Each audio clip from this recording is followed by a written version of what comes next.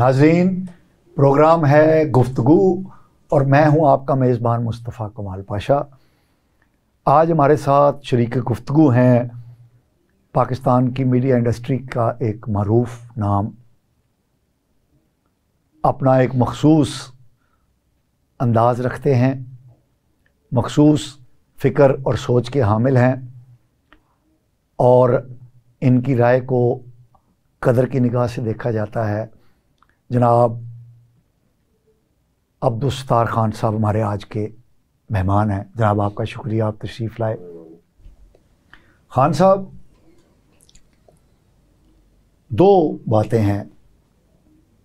ایک بات کرنے سے تو ہمیں ویسے سپریم کورٹ نے منع کیا ہوا ہے کہ الیکشن ہونا ہے کہ نہیں ہونا، تو اب بھی بہت سارے سوالیہ نشان ہیں اس بات پر کہ الیکشن ہونے ہیں کہ نہیں ہونے۔ اس پر ہمارے ناظرین کو آپ تھوڑا سا کیجئے۔ اور دوسرا، آپ کو الیکشن کے نتیجے میں کیا ہوتا نظر آ رہا ہے؟ کیا ہمارے جو سیاسی انسرٹنٹی ہے یہ آپ کو دور ہوتی نظر آتی ہے؟ سٹیبل اور مستحکم حکومت قائم ہوتی نظر آتی ہے اور اس کے نتیجے میں جو قومی معیشت ہے وہ بہتری کی طرف گامزن ہو جائے گی؟ یہ دو سوال ہیں۔ پہلی بات جو ہے نا، وہ ایک انسرٹنٹی کا اردو ترجمہ غیر یقینی، جی۔ تو پاکستان تو فرام دی ڈے ون، جب سے ہم نے جرنلزم شروع کیا ہے، پاکستان غیر یقینی، بے یقینی، انسرٹنٹی میں گزرا ہوا ملک ہے۔ اس میں کسی ایک بات پہ آپ اتھارٹی کے ساتھ، پوری کنفرمیشن کے ساتھ، پوری ریلائبلٹی کے ساتھ آپ بات نہیں کر سکتے، خاص طور پہ پولیٹیکل ڈیولپمنٹ کے حوالے سے۔ کیونکہ ہوتا یہ ہے کہ آج کے دن کی جو پولیٹیکل ڈیولپمنٹ ہے، جہاں پہ یہ پولیٹیکل ڈیولپمنٹ ہو رہی ہوتی ہے، جو ڈیسیژن میکرز ہوتے ہیں وہ آج کیا فیصلہ کرتے ہیں جس کا ہمیں مہینے بعد پتہ لگتا ہے یا پتہ ہی نہیں لگتا۔ کل کیا صورتحال ہوگی کسی کو نہیں پتہ۔ ہم اپنی گپ بازی میں مثلا کہ تجزیہ کاری کو تھوڑی کسی حد تک آپ گپ بازی بھی کہہ سکتے ہیں کہ جب صورتحال کا حتمی طور پہ نہ پتہ ہو تو وہ تجزیہ کاری کے قریب رہتے ہوئے گپ بازی بھی بن جاتی۔ ٹھیک ہے، اب یہ الیکشن کا ہونا یا نہ ہونا، یہ پاکستان میں اگر مجھ سے کوئی پوچھے تو یہ جو 8 فروری ہے، اس کو 8 دن رہ گئے ہوں نا، تو پھر بھی میں کہوں گا کہ یار یہ جس دن ہو جائیں گے نا، اس دن میں کہوں گا ہو گئے الیکشن۔ اچھا، یہ اس طرح پاکستان گزرا اسی طرح ہے نا۔ اوکے، ٹھیک ہے۔ پاکستان میں ایسے ہی رہا کہ کسی چیز کے بارے میں آپ حتمی طور پہ کچھ نہیں کہہ سکتے۔ باقی دنیا کے باقی جو حصے ہیں نا، وہاں پہ آپ کہہ سکتے ہیں، ایک کمفرٹ زون میں جا کے آپ کہہ سکتے ہیں کہ وہاں اس طرح کی پریکٹس نہیں ہے کہ غیر یقینی، بے یقینی، انسرٹنٹی، کنفیوژن، یہ پاکستان کو وراثت میں مل گئی۔ یہ آج کی بات نہیں، یہ بہت عرصے سے پاکستان کے حصے میں آ چکی ہوئی بات۔ اب یہ الیکشن کا ہے، پہلے ہی دن سے الیکشن پاکستان میں سوٹ کس کو کرتا ہے؟ جس کو جیتنے کا امکان ہوتا ہے، جس کا۔ اچھا، مجھے پتا چلا نا کہ میں الیکشن جیت سکتا ہوں، میں شور مچانا شروع کر دوں۔ الیکشن آئین بھی کہتا ہے، قانون بھی کہتا ہے، یہ مجھے پتا چل جائے میں الیکشن نہیں جیت سکتا تو الیکشن سر پہ کیوں نہ کھڑے ہوں، تو میں بہانے ڈھونڈ رہا ہوں گا کسی طریقے سے آگے دھکیلو اس الیکشن کو، کیونکہ مجھے پتا ہے میں ہار جانا۔ اچھا خان صاحب، اگر آپ کے اس فارمولے کو دیکھیں تو اس وقت 2 جماعتیں سب سے زیادہ شور مچا رہی ہیں، ایک پیپلز پارٹی اور ایک P T I. Peoples Party اور پی ٹی آئی یہ میرے خیال میں اب جو میرے خیال میں ہے نا، اس کو میرے خیال تک ہی رکھنا ہے آپ نے۔ میرے خیال میں یہ غالباً پہلا الیکشن ہوگا جس میں ہر ایک بڑی سیاسی جماعتیں، میں خاص طور پہ ان کی بات کرتا ہوں، یہ ایک مشکل میں پھنسی ہوئی ہیں، ساری کی ساری بڑی جماعتیں، چاہے وہ پی ٹی آئی ہو، چاہے پیپلز پارٹی ہو، چاہے نون لیگ ہو، چاہے وہ ایک نئی جماعت بنی ہے استحکام پاکستان، یہ ساری کی ساری اپنی ہی وجہ سے ہر ایک کے ساتھ مسئلے چل رہے ہیں۔ مطلب پی ٹی آئی کے ساتھ مسئلہ یہ چل رہا ہے، وہ جو پی ٹی آئی کا لیڈر ہے اندر ہوا ہے، وہ باہر آتا ہے نہیں آتا، اس کو کینڈیڈیٹ ملتے ہیں نہیں ملتے، ان کا نشان رہتا ہے نہیں رہتا، وہ اس طرح کی ایک کیفیت سے الجھنوں میں پھنسے ہوئے ہیں۔ نون لیگ کا مسئلہ یہ ہے کہ نون لیگ کو یہ نہیں ہے پوری طرح کنفرمیشن کے ساتھ نہیں ہوگا. امید کر رہے ہوں گے کہ کیا ان کا جو ووٹ بینک اپریل 2022 تک تھا, کیا آج وہ ووٹ بینک ہے اسی طرح انٹیکٹ؟ مجھے نہیں لگتا کہ وہ اس طرح انٹیکٹ ہے کہ نہیں ہے. تو نون لیگ اس میں پھنسی ہوئی ہے.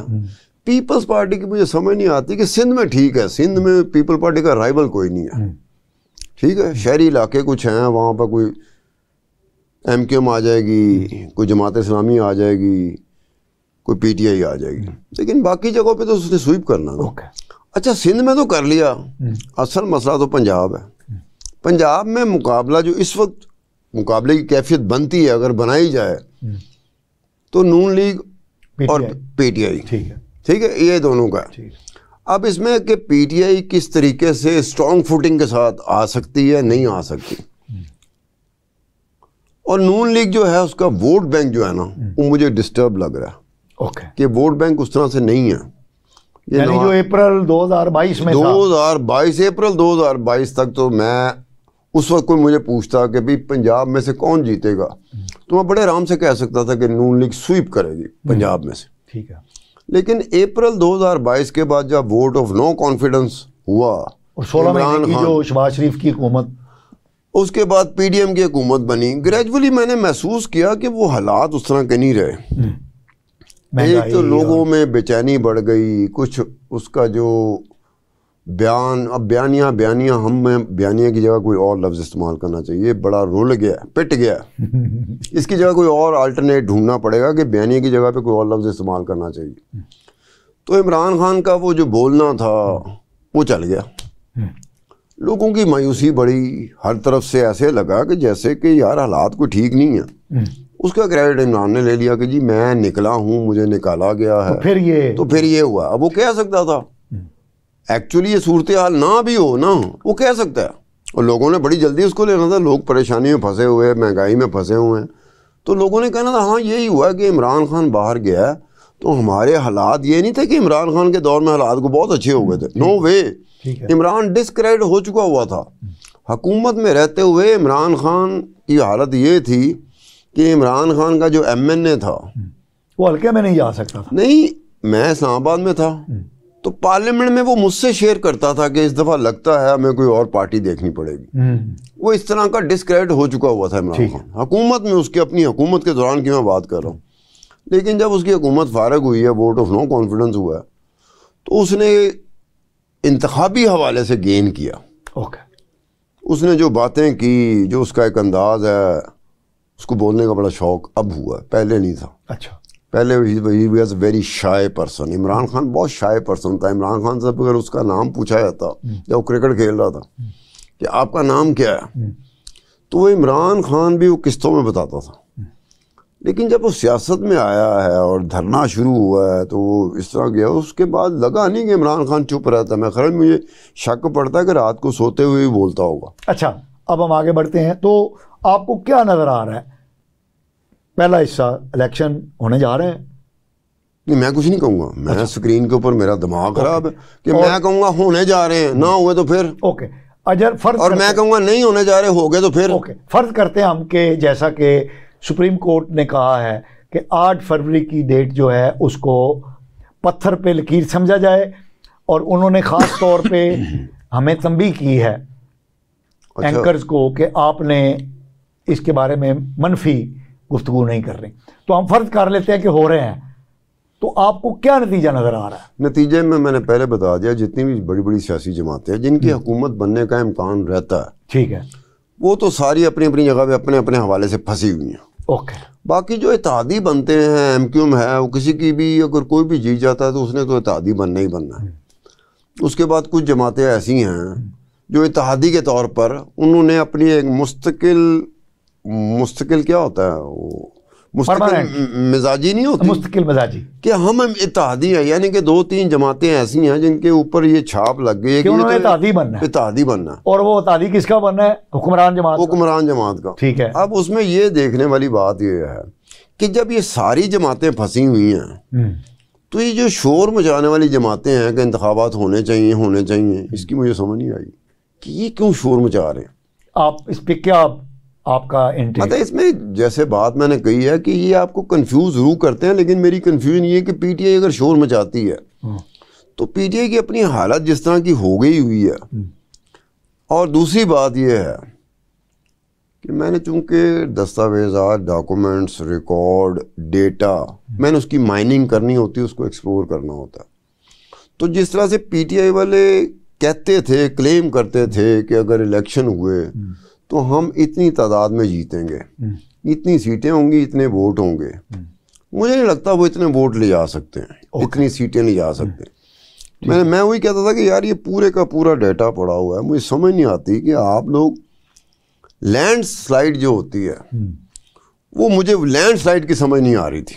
الیکشن جیتنا سمپل میجورٹی سے جیتنا ایک اور چیز ہے، لینڈ سلائڈ کرنا، میں کہا لینڈ سلائڈ کی مجھے سمجھ نہیں آ رہی کہ کس طرح سے آپ لینڈ سلائڈ کرو گے. کیا سارے کا سارا ووٹ بینک ٹوٹ چکا ہوا ہے؟ آپ کے مد مقابل جو بھی ہیں وہ فارغ ہو گئے ہیں، سب کا ووٹ بینک ٹوٹ چکا ہے، سب کا ووٹ بینک آپ کی طرف شفٹ ہو گیا، ٹرانسفارمیشن ہو چکی ہے، پھر یہ لینڈ سلائڈ بنتا ہے، ادروائز نہیں بنتا. سمپل میجورٹی کی بات یہ ہے کہ سمپل میجورٹی کی اور لینڈ سلائڈ میں بڑا فرق ہوتا ہے. سمپل میجورٹی میں یہ ہوتا ہے کہ 2018 میں بھی تو سمپل میجورٹی تھی، عمران خان کی کوئی لینڈ سلائڈ وکٹری نہیں تھی. اتحادی اگر نہ ملتے تو وہ اتحادی کے علاوہ اب یہ ووٹ آف نو کانفیڈنس ہوا ہے. یہ from the day one parliament میں جب 2018 کے الیکشن ہوئے تھے، حکومت بن چکی تھی، عمران خان وزیر اعظم بن چکا ہوا تھا، اس وقت بھی ووٹ آف نو کانفیڈنس ہو جاتا تو عمران خان کی حکومت ختم تھی. لیکن انہوں نے کیوں نہیں کیا؟ 2-3 وجوہات اس کی جو سمجھ آتی ہیں.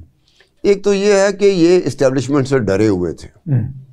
پی ڈی ایم میں جو جماعتیں تھیں کہ بھئی اسٹیبلشمنٹ پوری کی پوری طرح مہربان ہوئی ہے عمران خان پہ، یہ نہ ہو کہ اسٹیبلشمنٹ مزید ناراض نہ ہو جائے کہ ہم نے ان کے لائے ہوئے بندے کو. ہاں دیکھیں نا، ڈرا ہوتا ہے نا، آپ نے سٹے کرنا ہے، آپ نے سیاست میں رہنا، تو سیاست میں رہنے کے لیے آپ کو اسٹیبلشمنٹ کو ایک حد تک للکار سکتے ہیں، اس سے آگے نہیں جا سکتے. ہماری کیپیسٹی نہیں ہے، کسی بھی سیاستدان کی کیپیسٹی نہیں ہے، کسی بھی سیاسی جماعت کی کیپیسٹی نہیں ہے، چاہے وہ پی ٹی آئی نے للکارا نہیں ہے. پی ٹی آئی نے جو للکارا ہے نا، یہ للکارنا بھلا کیسے ہے؟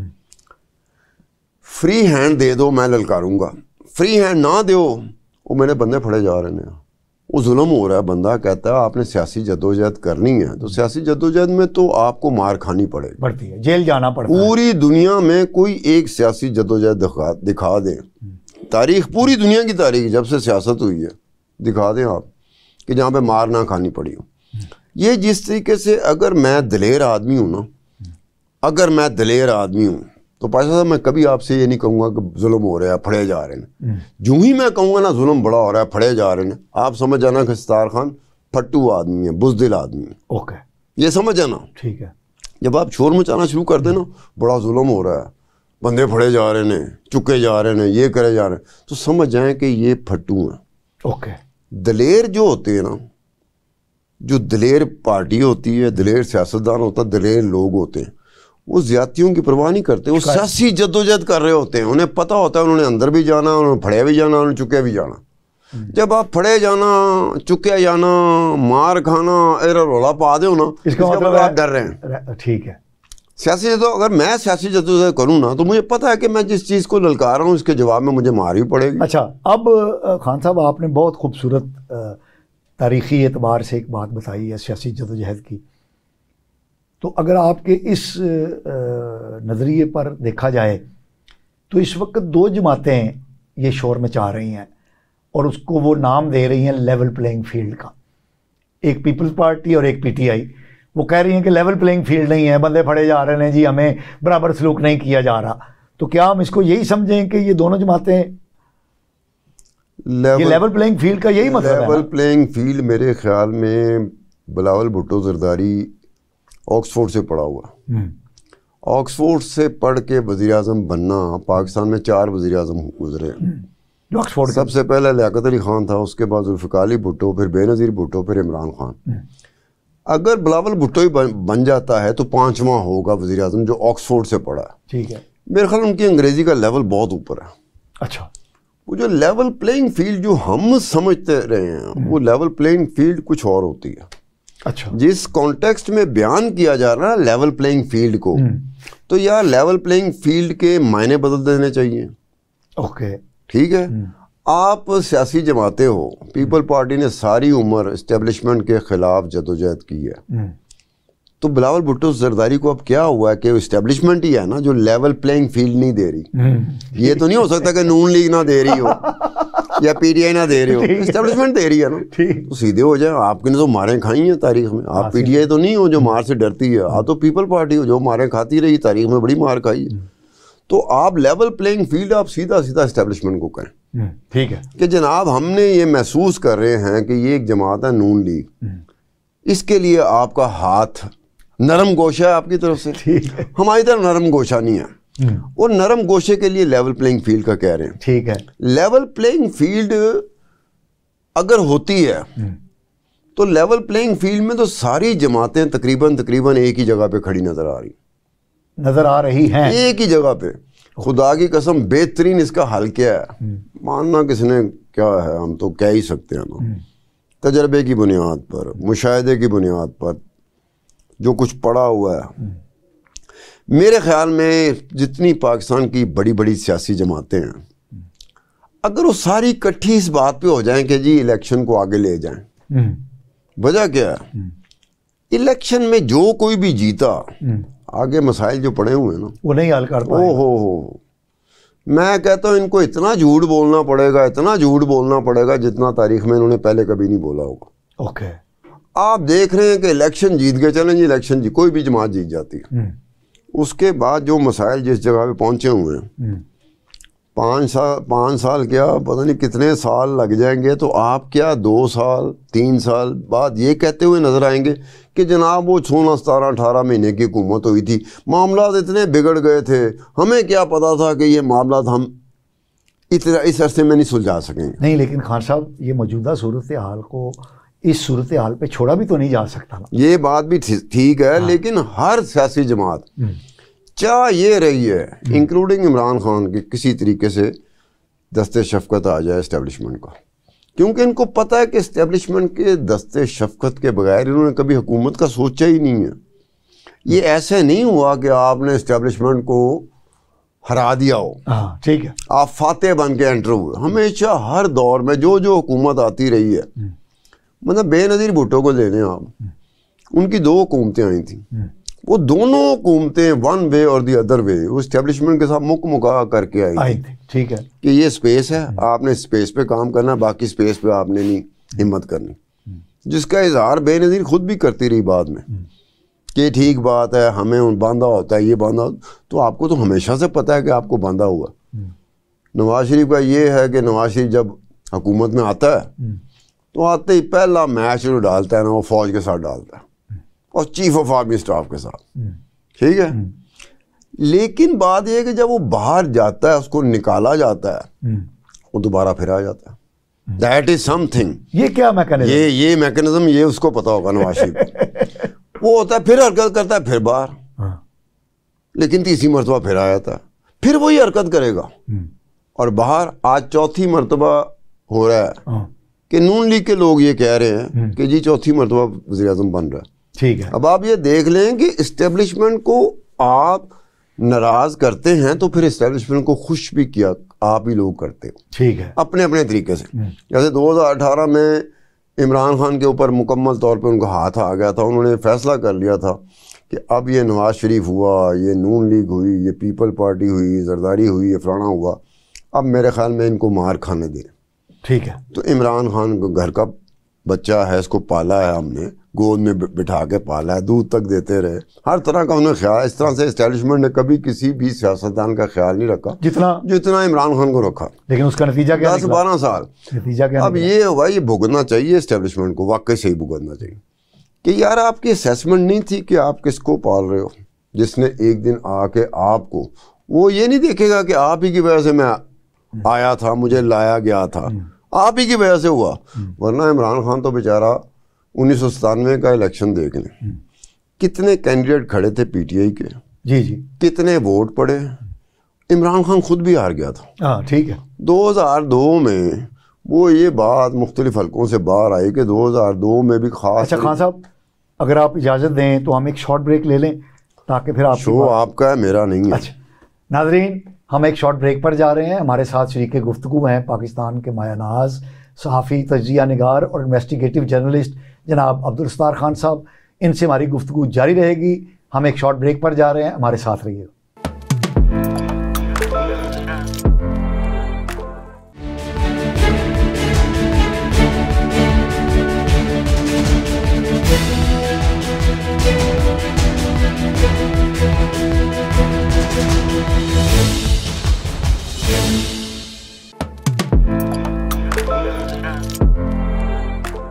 ناظرین ویلکم بیک. خان صاحب آپ بتا رہے تھے کہ لاڈلے کو، قاسم کے ابا جی کو پالا اسٹیبلشمنٹ نے اور ان کی یہ چوائس غلط ثابت ہوئی اور وہ ان کے گلے پڑ گیا. تو اس کی تو آپ خود ہی یار آپ چنگا بھلا آپ سیاست کو بھی جانتے ہوں گے، اسکرین کے سامنے بیٹھے ہیں کچھ نہ کچھ تو جانتے ہوں گے کہ بھی 97 کا جو الیکشن تھا وہ بری طرح سے ہار گیا. کل ہی تھا نا عمران خان. جی صحیح کھلاڑی تھا، ہمارا ہیرو تھا، لیکن ہار گیا الیکشن میں. کوئی ایک کینڈیڈیٹ نہیں جیت سکا.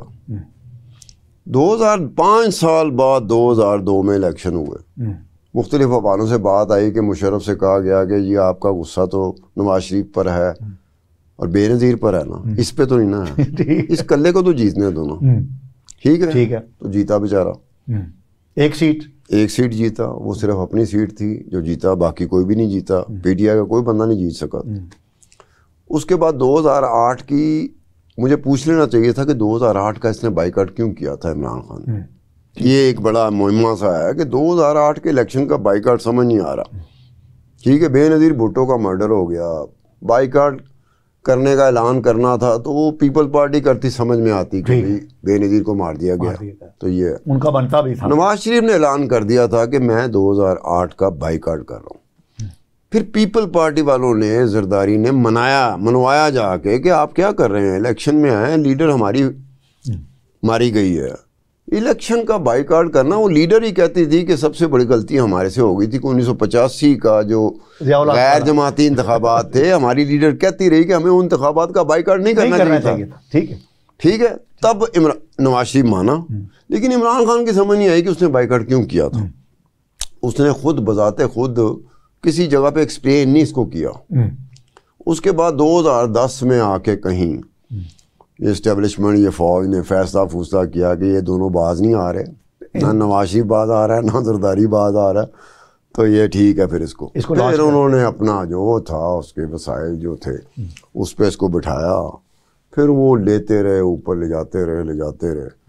لیکن اچھی بات ہے، ان کو سمجھ آنے چاہیے کہ آپ نے اگر کسی سیاستدان کو کرنا ہو تو آپ کو یہ پتہ چلنا چاہیے کہ 2-3 سال بعد یہ سیاستدان ہمارے ساتھ کیا کر رہا ہو. نہیں سر، وہ کیا کریں اسٹیبلشمنٹ، وہ جس کو بھی لاتے ہیں وہ گلے پڑ جاتا ہے. اس طرح گلے کوئی نہیں پڑا جیسے عمران خان کے گلے پڑا نا، اس طرح کوئی نہیں پڑا. اس طرح آج تک کوئی نہیں پڑا. نواز شریف پڑھتا تھا. نواز شریف کا ایک سٹائل تھا، وہ حکومت میں آ کے فوج کے ساتھ مقابلہ کرتا تھا، ٹکر لیتا تھا. حکومت میں آنے کے بعد نواز شریف تو حکومت ختم ہونے کے بعد ٹکر لے رہا ہے.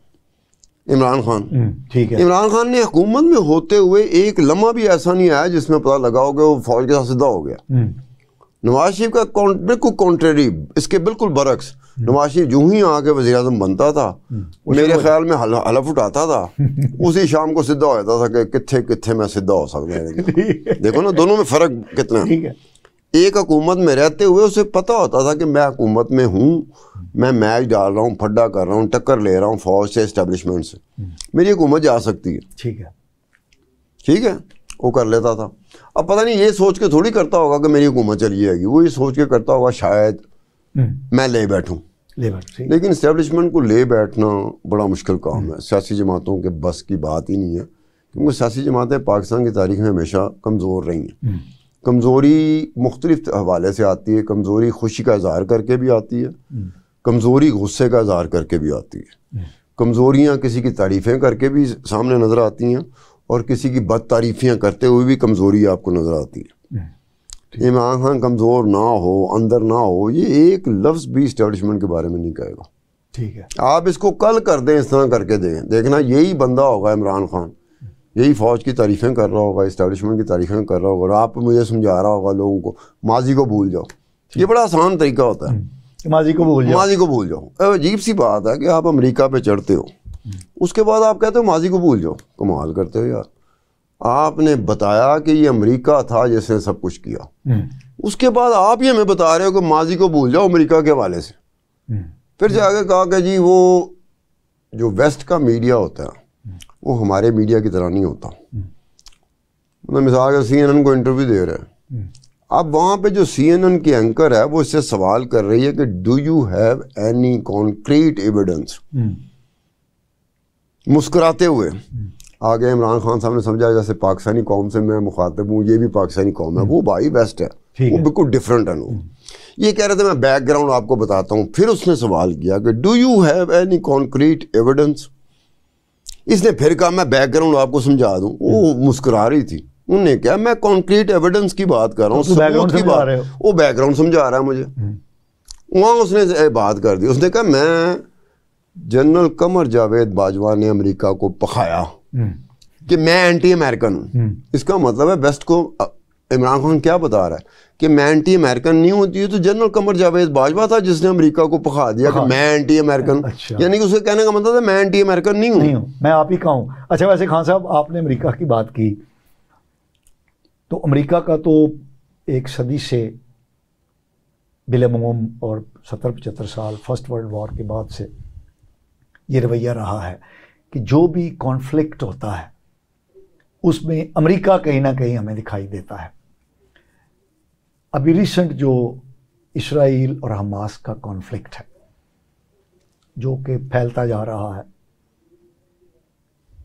اور اس میں امریکہ کا اور ویسٹ کا جو حکمرانوں کا جو رویہ ہے, جو رول ہے, وہ ان کے اسٹیٹڈ جو ویوز ہیں اس کے بالکل برعکس ہے. چاہے وہ ہم ڈیموکریٹک حوالے سے ان کے بیانات کو دیکھیں, چاہے ہم ہیومن رائٹس کے حوالے سے ان کے بیانات کو دیکھیں, تو ان کا جو رویہ آ رہا ہے, جس طرح وہ اسرائیل کی ان ہیومن جو 7 اکتوبر سے جو حماس پر وہ چھوٹی سی پٹی جو ہے غزہ کی, اس پر جس انداز میں وہ بمباری کر رہا ہے نان سٹاپ, 900 kg کے بم گرائے جا رہے ہیں, اور وہ 60 کلومیٹر بائی 20-22 کلومیٹر کی پٹی ہے جس میں 22 لاکھ فلسطینی بستے تھے. 18 یا 16 لاکھ کو اس نے وہاں سے بھگا دیا ہے مار مار کے. 80% رہائشی عمارتیں وہاں پر بلڈوز ہو چکی ہیں. امریکہ کہہ رہا ہے کہ یہ اسرائیل کا حق دفاع ہے. یہ کیا ہے؟ میرے خیال میں ڈاکٹر سعید علائی اسی جگہ پہ شو کرتا ہے. ٹھیک. تو ایک بات کہی تھی کہ حماس کو لے لیں, حماس کی طرح کی تنظیموں کو لے لیں پوری دنیا میں. میں پورا ان کو اسٹڈی کرتا رہا ہوں پورا. مثلا وہ اسٹڈی کا مطلب یہ ہوتا ہے کہ ڈاکومنٹس کو ایکسپلور کرنا, ڈیٹا مائننگ کرنی. وہ اسٹیٹمنٹ نہیں کہ اس نے کیا اسٹیٹمنٹ دیا, اس نے کیا اسٹیٹمنٹ دیا. یہ جس طرح کا حملہ اسرائیل پہ ہوا ہے نا, یہ میرے جیسے بندے کا اگر میرا مت میری بات جاندی ہے کہ حماس اس طرح کا حملہ کر سکتی ہے, دیٹ از ویری اسٹرینج. یہ ایسا حملہ ہے جیسے کوئی ملک ہے, اس کی ریگولر فوج ہے, اور فوج کے جو کمانڈوز گروپ بھی فوج میں ہوتے ہیں دنیا بھر کی. ٹھیک ہے. تو کمانڈوز گروپ بھی ہیں اس فوج میں. یہ اس طرح کا حملہ ہے کہ اگر آپ آف گارڈ اسرائیل کو پکڑتے ہیں, آف گارڈ یار اسرائیل کو آف گارڈ پکڑنا, اس پہ کسی نے اتنا زیادہ زور نہیں دیا کہ یہ ہوا کیا ہے. وہ ابھی آپ بتا رہے تھے اتنا پٹی ہے فلانا, تو شیبہ فارم ہے, وہ بہت ہی چھوٹی سی پٹی ہے. وہ 67 سے ڈسپیوٹڈ ہے. لبنان کہہ رہا میری پٹی ہے, اسرائیل کہہ رہا میری پٹی ہے. انہوں نے اس شیبہ فارم کی اس پٹی کو استعمال کرتے ہوئے حماس نے وہ حملہ کیا, اور اسرائیل آف گارڈ پکڑا گیا. اب یہ آف گارڈ پکڑے جانے کا مطلب یہ تھا کہ اسرائیل جو کر رہا ہے تو یہ نہ کرتا تو پھر وہ کیا کرتا, جتنی اس کی بے عزتی ہو گئی. یہ پوری دنیا میں ایک عجیب سی بات نہیں لگتی کہ آف گارڈ، ایک تو ہوتا ہے حملہ کرنا، طالبان حملہ کرتے تھے افغانستان میں تو امریکیوں پہ کرتے تھے، تو ایمبوش اٹیک، ہم ایمبوش اٹیک ہوتا تھا یہاں سے، انہوں نے خاص گوریلا وارفیئر ہوتی تھی، وہ سمجھ میں آتی تھی. لیکن فل فرنٹل ایسے سامنے آ کے کہ دونوں طرف اطراف کی کھڑی ہیں، ایک نے حملہ کیتا، جو دوسری طرف کھڑی ہے اس کو پتہ ہی نہیں چلا کہ کیا ہو گیا. اب دیکھیں نا، that was the turning point, پہلا point was the turning point. اب اس وقت میں حماس نے کیا، تو جب حماس نے حملہ کیا تو مڈل ایسٹ کے ہمارے عرب ممالک جو ہیں نا، جس میں سعودی عرب بھی آتا ہے، متحدہ عرب امارات بھی آتا ہے، 2-3 اور ملک بھی آتے ہیں، یہ اسرائیل کے بہت قریب جا چکے تھے. اور ایسے لگتا تھا کہ 5-6 اور ملک ہیں جن کو خاص طور پہ سعودی عرب کنونس کر سکتا ہے کہ وہ اسرائیل کے ساتھ کر لیں. وہ جن 5-6 مسلم ممالک کو کنونس کر سکتا تھا اس میں پاکستان بھی تھا. اوکے ٹھیک ہے. کہ پاکستان ہمیں ہوتا نا کہ ہماری بدحالی کا یہ ہے کہ ہمارے پاس کپڑے بھی نہیں ہیں، ہمارے پاس کھانے کو نہیں ہے، سر چھپانے کو نہیں ہے، ہم 24 کے 24 گھنٹے مانگ ہی رہے ہوتے ہیں. میں نے تو کم سے کم پریکٹیکل لائف میں یہی دیکھا ہے کہ کون سا ایسا وقت تھا جب ہم مانگ نہ رہے ہوں. اور بلکہ ہمارے ایک وزیر اعظم شہباز شریف صاحب نے یہ کہا کہ مجھے مانگنے کی بڑی یعنی پریکٹس ہے. اور پریکٹس ہے تو وہ صحیح بات ہے، جب آپ نے مانگنے کوئی بھی آتا ہے وہ مانگتا ہی ہے. ٹھیک ہے نا. تو جس کو مانگنے کی عادت ہو اس سے آپ کوئی بھی چیز منوا سکتے ہیں. تو ہم سب سے زیادہ سعودیوں سے اور امریکنوں سے مانگتے ہیں. ہاں انہی سے مانگتے ہیں. وہ ہماری مثلا اب جو حالات گزرے ہیں، کون سا ملک تھا جس کے پاؤں نہیں پکڑے ہوں گے ہم نے؟ دوست ممالک کے، ہمسایہ ممالک، عرب ممالک، امریکہ، ہم پاؤں ہی پڑے ہوتے تھے کہ خدا دے واسطے دے دیو ورنہ بتی کٹی جائے گی، خدا دے واسطے دے دیو ورنہ گروسری کا سامان رک جائے گا، خدا دے واسطے دے دیو ورنہ مالک مکان کر دے گا. ہمارے حالات ایسے ہی ہوئے تھے. جب اس طرح کے حالات ہو جائیں تو مجھے سمجھ نہیں آتی آپ کس طرح کھڑے ہو کر یا تو آپ کہہ دیں کہ جی ہم اہل تشیع، میں اہل تشیع نہیں ہوں، آپ بھی نہیں ہیں. لیکن ایران ایک ایسا ملک نکلتا ہے جو کھڑا ہوا تھا، واقعی کھڑا ہوا تھا، جینوئنلی کھڑا ہوا تھا. امریکہ کے سامنے بھی کھڑا ہو گیا، پورے ویسٹ کے سامنے کھڑا ہو گیا. امریکہ نے عراق کے ذریعے حملہ کروایا. عراق کا اس وقت صدام حسین تو امریکہ کے اس کے کہنے پہ چلتا تھا، حملہ کرایا.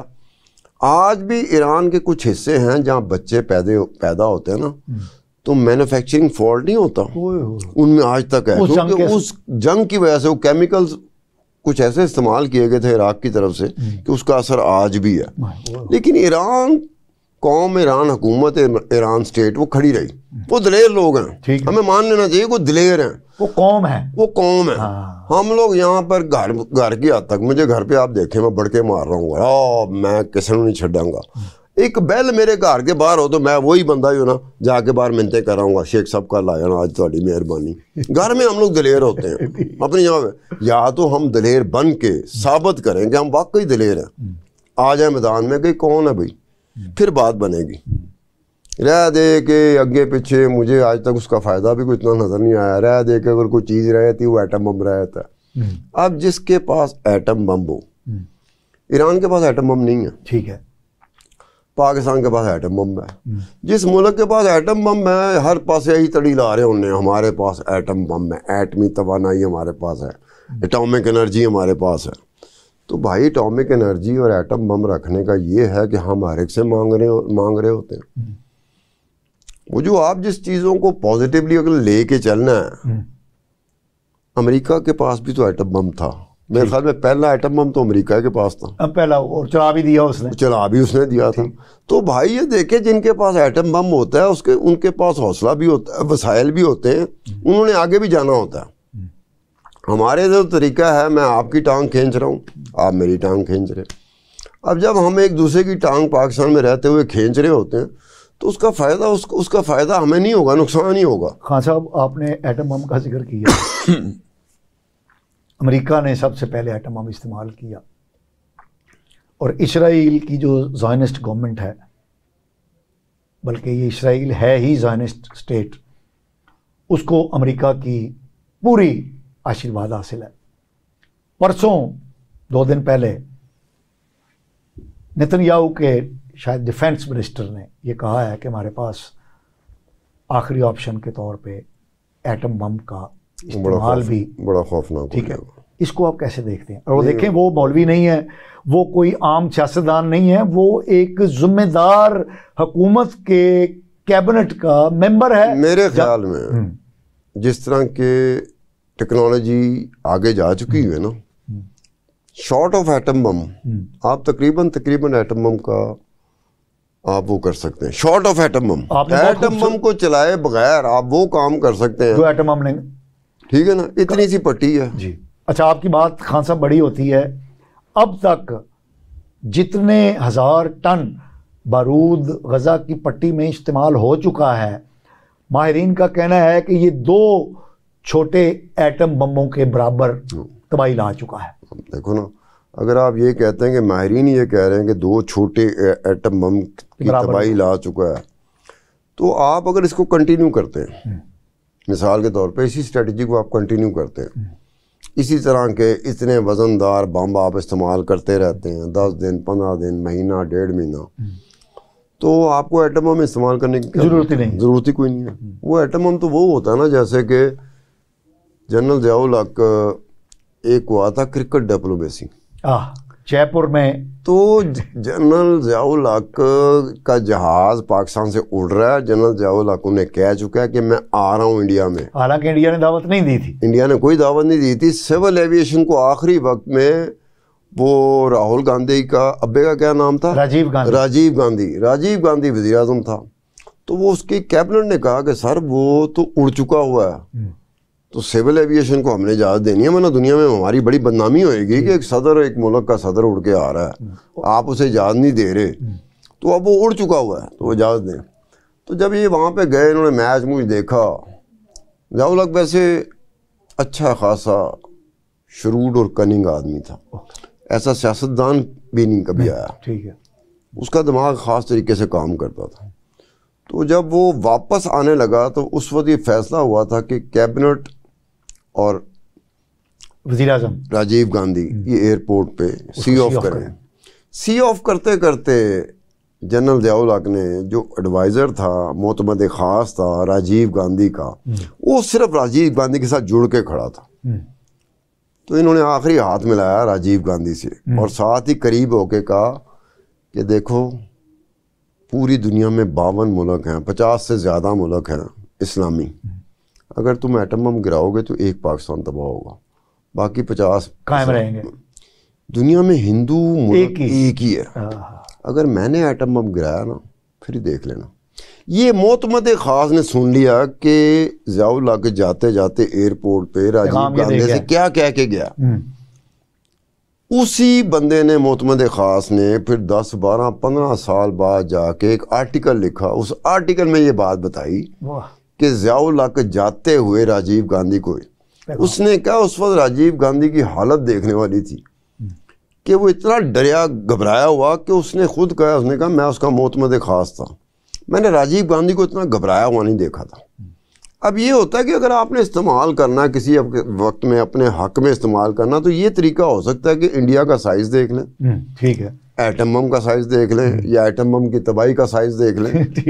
اب وہ چھوٹی سی پٹی ہے, ٹھیک ہے, جہاں فلسطینی بیچارے جس حالت میں گھٹ کے رہ رہے ہیں, اب اس چھوٹی سی پٹی کے لیے یا تو ہو کہ عرب ممالک جن کے بارڈر ساتھ لگے ہوئے ہیں, وہ جو ممالک ہیں نا, وہ زبانی کلامی ضرور اسٹیٹمنٹ ان کا آئے گا.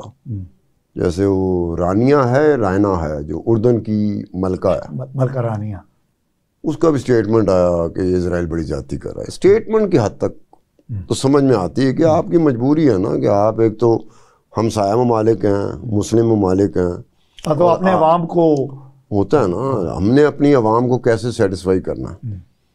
اب پارلیمنٹ میں چلے جائیں, سینٹ میں چلے جائیں, پارلیمنٹ تو ہے نہیں, سینٹ میں چلے جائیں, تو وہاں پر آپ دیکھیں گے کہ کوئی نہ کوئی اٹھ کے کہہ رہا ہوتا ہے کہ غزہ کے بھائیوں کے ساتھ ہم ہیں, تو یہ ہے وہ ہے. تو یہ ہم زبانی کلامی ہماری مجبوری بن جاتی ہے کہ ہم نے کہنا ہوتا ہے. پریکٹیکلی جو ہوتا ہے نا, پریکٹیکلی صرف وہ ہوتا ہے، صرف ایران کر رہا ہے، ایران جو لبنان کے وہ حزب اللہ کر رہی ہے، وہ ایران نظر آ رہا ہے کہ اگر کوئی اس طرح کی صورتحال بنی تو کوئی اور مسلم ممالک شاید اس طرح سے نہ کر سکے جس طرح سے ایران ریئیکٹ کرے گا.